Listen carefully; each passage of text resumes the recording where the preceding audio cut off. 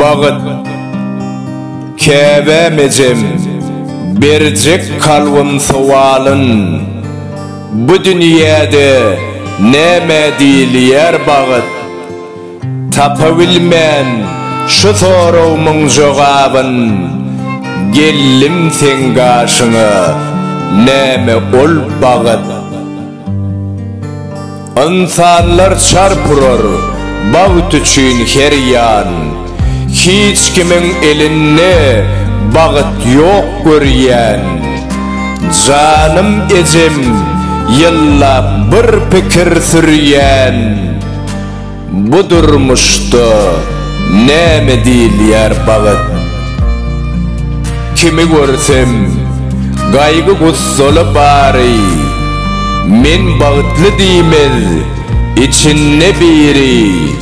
Hiç bilmedim dünya gelenim bari. Kevem ecem neme değil yer bağıt.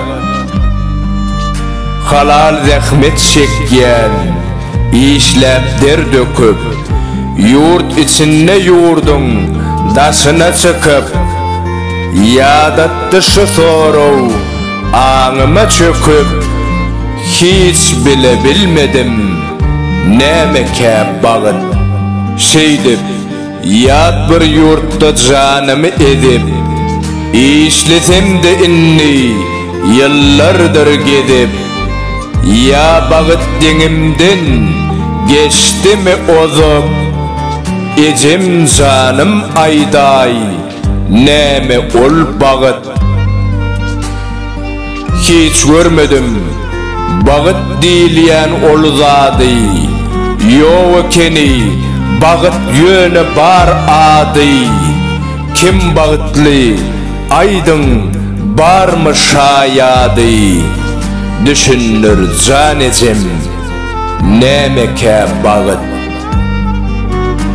Şükür bu dünyada kim mırzadım yok. Yönü bağıtın nemediğini bilemmo. Ecem senden anıp cevap alammo. Bu yalan şu dünyanın nemesi bağıt. Ahır ene mehrin bir yere cemlep, gürrün verdin min sorumu cevaplap. Kulaklarım senne oturun dinlep. Hani ayt ecem can neme ol bağıt. Didin Allah'ım berse her zattan payın. Can sağlığın bilen vepalı tayın.